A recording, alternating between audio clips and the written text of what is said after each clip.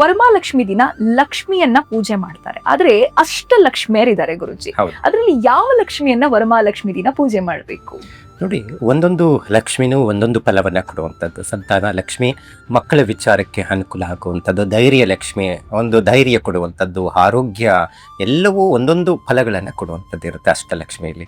ಆದರೆ ಈ ಶ್ರಾವಣ ಮಾಸ ಅಂತ ಹೇಳಿದ ತಕ್ಷಣ ನಮಗೆ ಹಬ್ಬಗಳ ಸರಮಾಲೆ ಅಂತ ಹೇಳ್ತೀವಿ. ಶ್ರಾವಣ ಮಾಸದ ಅದರಲ್ಲಿ ಶುಕ್ಲ ಪಕ್ಷ ಬರುವಂತಹದ್ದೇನಿರುತ್ತೆ, ನವಮಿ ತಿಥಿ ಈ ಸತಿ ಬಂದಿರುವಂಥದ್ದು. ಅದರಲ್ಲಿ ಅನುರಾಧ ನಕ್ಷತ್ರದಲ್ಲಿ ಇದೇ ಶುಕ್ರವಾರ 21ನೇ ತಾರೀಕು ಶುಕ್ರವಾರದಂದು ವರಮಹಾಲಕ್ಷ್ಮಿ ಹಬ್ಬದ ಆಚರಣೆ ಅಂತ ಹೇಳ್ತೀವಿ. ಅಲ್ಲಿ ನಾವು ಹೆಸರಲ್ಲೇ ನೋಡಬಹುದಾಗಿದೆ.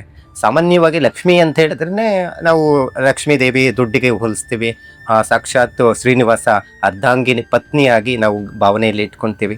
ಆದರೆ ಇಲ್ಲಿ ವರ ಮಹಾಲಕ್ಷ್ಮಿ ಅಂತ ಹೇಳಿದ್ರೆ ವರವನ್ನು ಕೊಡುವಂತಹದ್ದು, ನಾವು ಕೋರಿದಂತಹ ಇಷ್ಟಾರ್ಥಗಳನ್ನು ಕೊಡುವಂತಹದ್ದು ವರ ಮಹಾಲಕ್ಷ್ಮಿ ಅಂತ ಆಚರಣೆ ಮಾಡುವಂಥದ್ದಿದೆ. ಇದು ಶ್ರಾವಣ ಮಾಸದಲ್ಲಿ ಶುಕ್ಲ ಪಕ್ಷದಲ್ಲಿ ಬರುವಂತಹದ್ದು ಶುಕ್ರವಾರ ಆಚರಣೆ ಮಾಡುವಂಥ ಪದ್ಧತಿ ಆಗಿರುತ್ತೆ.